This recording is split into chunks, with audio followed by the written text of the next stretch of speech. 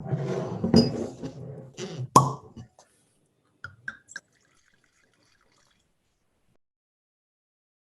morning, gentlemen. How are you guys? Very good. Enjoying winter here in Chile. Oh my God, I forgot, of course. Yeah, we're just getting to the end of the summer. So listen, just to get straight, by the way, I'm not really tasting, I'm actually drinking it. It's 8:30 right now. I have a nice steak at home, and I decided that I like it so much that I'll actually drink some of this. You know, it's a beautiful second wine. And I honestly, I guess one question is, you know, how did you finally decide to do a second wine, and why? Like, tell me about it. It's a very delicious wine. Basically, first of all, you know that I've been in the wine industry for a couple of years, so just fourth generation. So, and as a generation that has been involved in the wine business for such a long time, you know that building a brand is not something that you do from one day to the other. So it's something that takes time. And with the next vintage, we're going to, with the launch of the 2020, you know that Almaviva is going to achieve the 25th anniversary next year. And after 25 years, we definitely believe that we had already a brand recognition, brand awareness, that Almaviva was recognized because of the quality of the wine and because of its reputation. So we decided to launch EPU through La Place de Bordeaux, because it's extremely important. Yeah. We're going to launch through La Place de Bordeaux. And in the past, we've done EPU, as you know. I know that you've tasted here once or twice when you came to Chile. So yes, 17 and 18, exactly. Exactly, yes. So, but basically what has happened is that initially the 2001 were the first two vintages of EPU. Finally, I didn't realize. From a business standpoint, the decision was, let's focus on Almaviva. And please, well, I will always thank the manager that was in charge of Almaviva at the time, because we decided to focus on Almaviva. And then afterwards, we restarted again in 2006, but with basically only two markets. So to sell at the winery. So basically for the visitors that could buy at the winery. Then afterwards, it grew a little bit only for Chilean market. And only in the recent years, we had a little bit going to Brazil. But basically, EPU was focused and was dedicated exclusively to these two markets. Now, after enough time, and I'll pass the word to Michel to explain from a technical standpoint, but after all this time, that we believe that Almaviva has established itself, has positioned itself as you know, one of the greatest wines of the world. I have your first wine and your second wine. Oh, well, I believe that you are enjoying. For us, it's they're actually open. They're open. So, but we're envying.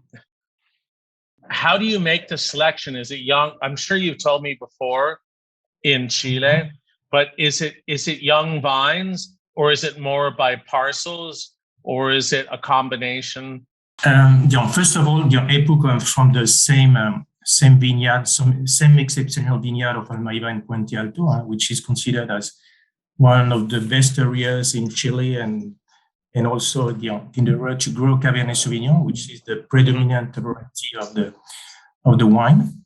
Like Almaviva, it's a Bordeaux blend, which is produced with the same dedication, the same care, the same level of details that we use to produce Almaviva.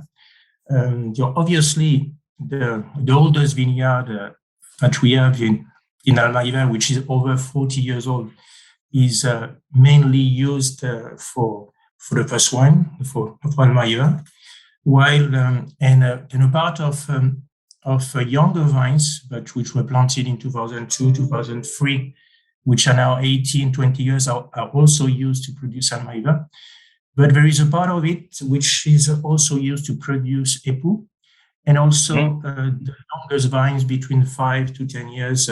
So globally, we use younger vines. As an average, we speak of about 12 years old compared to 25 years for the first wine, Almaviva. But there is a part of the vineyard which is located more in the north, which is slightly a bit cooler, which is slightly with deeper soils that we use preferentially for Époux. So that means grapes that will try to harvest a bit earlier to keep fruit, to keep freshness, to finally have a bit more verticality in the wine, a bit more tension. So if we look a bit at the history of the wine, because it's quite interesting to see what we produce now compared to what we used to produce. And I think that although Époux is sharing lots of characteristics of the terroir of Almaviva, it has today its own personality. It has not been always the case, as its composition has been a bit more variable. For example, in 2009, I remember that we had only 53% of Cabernet Sauvignon. But with the new plantation that we had this last 10 years, we have been able to go to the more precise definition of Époux, with today, since 2017, 2016, I would say the predominant Cabernet Sauvignon with 80 to 85% of the blend, with some Cabernet, which is more 10, 12% of the blend, and a small percentage of Merlot and Cabernet Franc. So probably a deficient the wine a bit more vertical, with more Cabernet Sauvignon than what we have in Almaviva. So it's Cabernet Sauvignon Carmenere with a drop of Merlot and Petit Verdot? And with a drop of Merlot and Cabernet Franc for the moment. Maybe in Cabernet Franc, okay. A bit of Petit Verdot when we'll have a bit more in the vineyard. We planted some last year, but today most of the Petit Verdot is used for I think it's very obvious that with the second wine compared to the Almaviva has a much more intense tannins, like an interesting, really fine tannins Almaviva, and not aggressive at all. You can easily, that's easy to drink now, but it's going to age incredibly well because it's so balanced. But the Époux, it focuses a little bit more on balance and fruit, transparency, and not super intense tannins.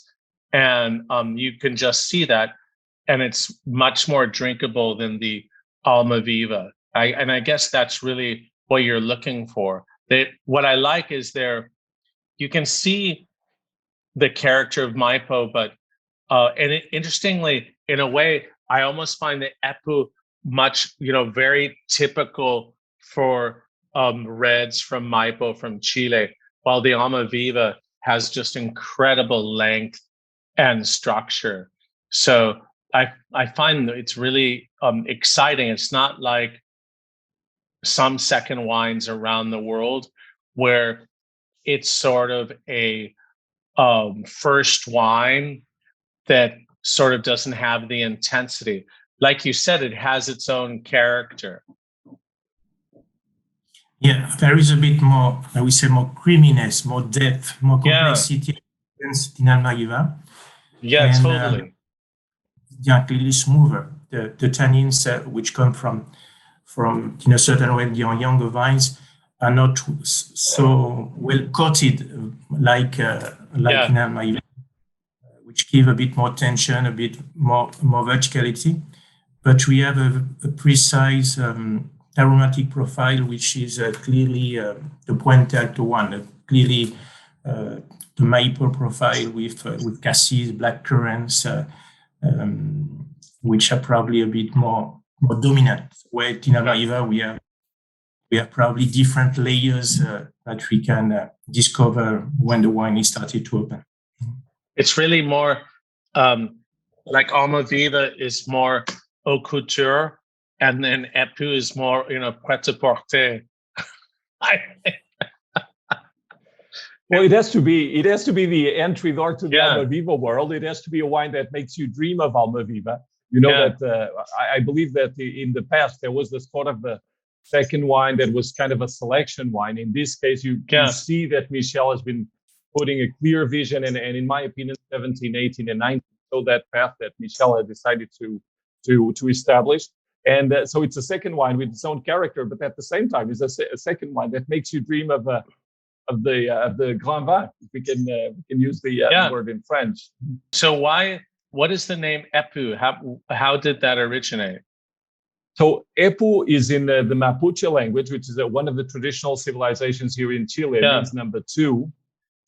Oh, okay. I didn't know that. And it's quite interesting. And you know the story of Almaviva. So Almaviva is this profound alliance between two historical wine families, like Baron Philippe de Rothschild, founded in 1853, and Concha y Toro, founded in 1883.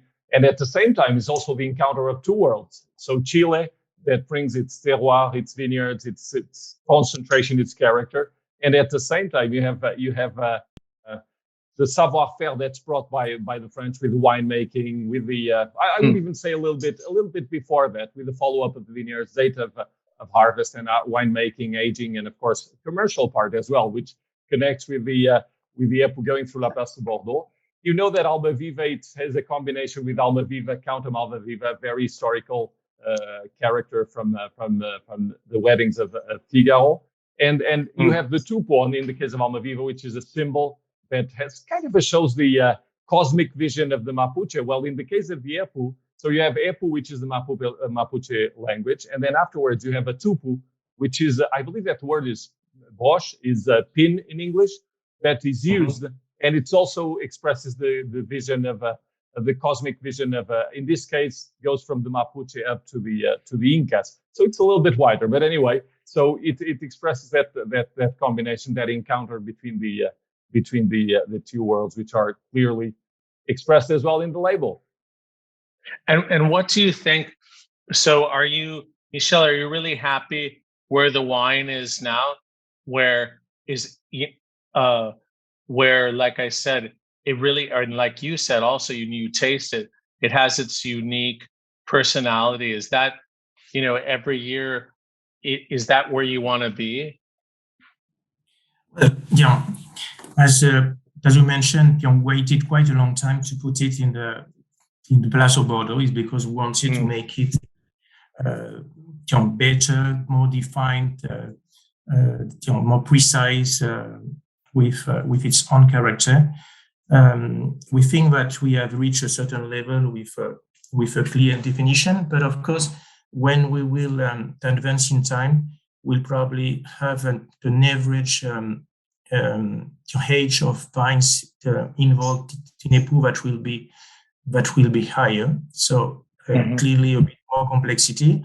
We started to use a bit in 2020 a bit of new barrels, because so far it was only used barrels with Almaviva. So we started to use 10-15%. So we'll clearly have a bit more complexity and probably work with a longer time of aging. But at least at the level of the composition and origin, we are quite happy with what we reach in terms of style and character. And also 19, maybe you could describe a little bit the vintage as well. It was an excellent year in Chile. I have a slight preference for 18, but you've had 3 excellent vintages in a row, 17, 18, and 19. Describe the vintages, but before I forget, Manuel, will you release any older vintages of this wine in the Place de Bordeaux? So before Michel goes into the explanation of 19, which is going to be very precise, I know Michel, so it's going to be very in detail. What we're going to do, James, we have kept a few bottles of 17, 18. We've done that. We don't have many bottles from the previous vintages, but 17, 18, and on top of that, I believe, as Michel was saying, we have achieved the character, the personality, the style. So, some time ago, I decided with Michel and Felipe, we decided, look, why don't we keep a few cases here, just in case there is the possibility there's some client that may be interested. Because it's important when you release a wine from time to time, like an explosion, and then it's not always followed up. But I wanted to keep those bottles prove, to show the work that Michel has been doing.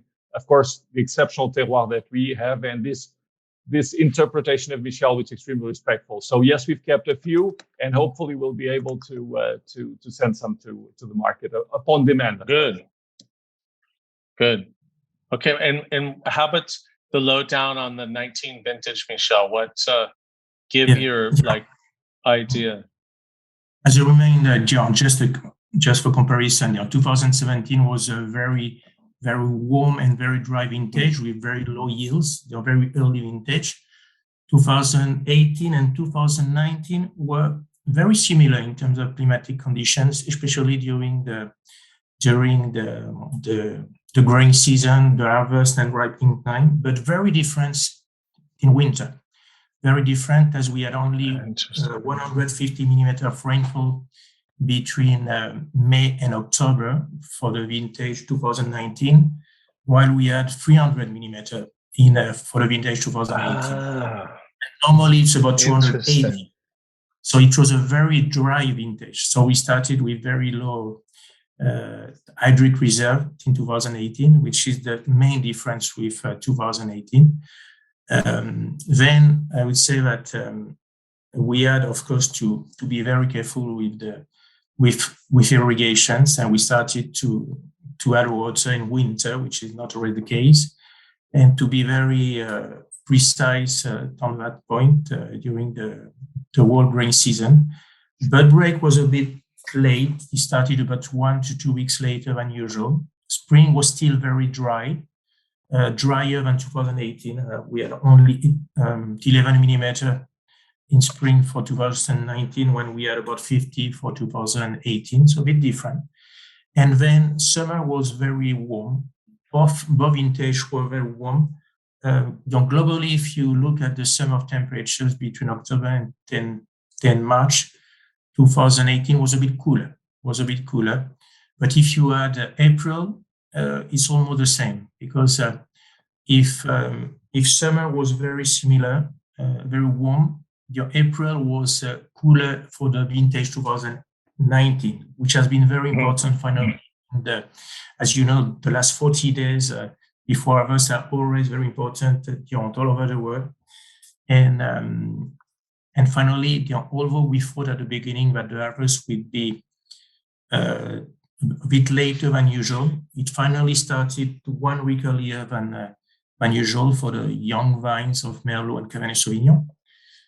But then, as the temperature started to go down at mid-April, which is quite common in this part of Maipo Valley, close to the Andes that refresh the bottom of the valley, we had these lower temperatures that make that finally we're able to harvest the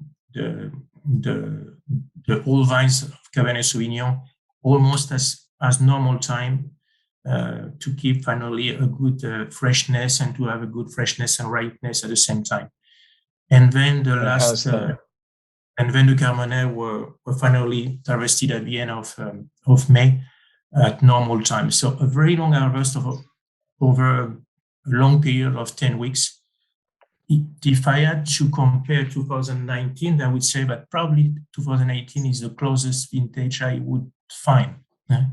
And what's going to happen with 2020, just as a preview for next year? Extremely dry, because if 2019 was dry with 150 millimeter of rainfall, 2020 was 65 millimeter of rainfall. Wow. It shows as dry as what we had in 99, a very, very early vintage, not so low yields as 2017, quite normal and a bit low, but not as low as 2017. And finally, we have probably a bit more opulence, very round tannins, but a very interesting vintage, 2020. I think that we are still lucky because 2020 although we had these complicated conditions. But are you excited about the 20 quality? Do you think you could have something like 17? I'm really looking forward to trying it next year. No, it has not the same. I think that the tannins of 2017 were quite present. 2020 it is rounder, is more approachable at this level. As this silkiness in the tannins quite since quite a long time. So it's a very fine, elegant, and complex vintage. No, I think that you will enjoy it. Yeah. I think that sometimes people forget about Chile, how you really see the differences in vintages, and it's very much like being in France, and if you will, Bordeaux, where you can read the differences. And that's what I really enjoy about Chile, is there's real connoisseurship with the top wines, that people have to understand that.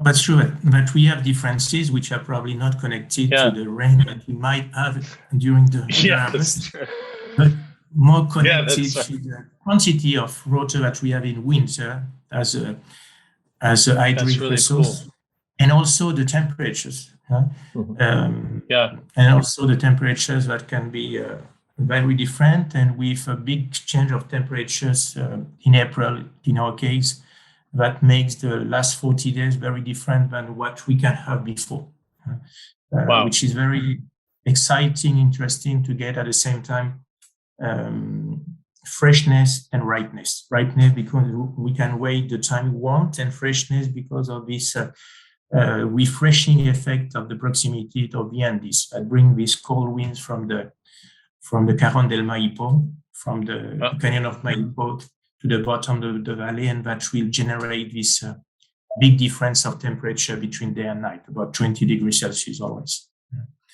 So you see that where you have the ripeness, but then the freshness at the same time, and the wines aren't heavy in any way. That's what's so unique about it, about great Chilean wines. And you guys really do that well. Manuel, tell me so I don't know if you've talked about prices with that poo, but I guess it'll be substantially less than the Grand Vin than Almaviva. James, right now, this is like the 40 last days of ripeness. For Michel, it's the 40 last days of price definition. But there's something there are a couple of things that I believe that we've worked with Michel since the beginning. One is the volume that we're going to make out of Apple, which is roughly 1/3 of Almaviva. We want the focus to continue being in Almaviva. It's like the Grand Vin of Mouton Rothschild. So it's 1/3 roughly. And it's the same concept. We are within the same chateau concept. So it's roughly 1/3. And the pricing is going to be 1/3 as well. The only thing that I cannot tell you yet, because there are still some conversations going on. And since the release is going to be the 8th of September, we are still on the fine-tuning of pricing of Almaviva. We followed up very closely what has happened in Bordeaux. But, there's a lot of difference with the Premier Grand Cru, Deuxième Cru, etc. Because the price elasticity is completely different. But so we'll have to, within the next couple of weeks, we're going to continue working on pricing. But roughly, what I can assure you is that, of course, the volume is going to be 1/3 of Almaviva, and the pricing is going to be roughly 1/3 of Almaviva as well. Well, listen, thanks so much for the conversation. And it's also great. Normally, I'd be tasting, but it's almost 9 o'clock tonight. So I'm enjoying the Epu tonight. I have to finish dinner now. And that's only the proof that the wine's really so delicious. And as you described it, it has really beautiful fruit. Tannins are bien fondu. And then I like the freshness. And that's really the sign of excellent Chilean wines, as you describe this unique terroir and unique climate that really gives you that. And so I'm excited that it's selling surplus, and also that it'll be better distributed globally. So congratulations and well done. And we look forward to seeing you guys, I hope, next year in Chile. and look forward to trying the 2020. So we miss you. My best. You know that. Yeah. Nos vemos, hermanos. Cheers. Thank you. Thank you, James. Cheers. Bye-bye.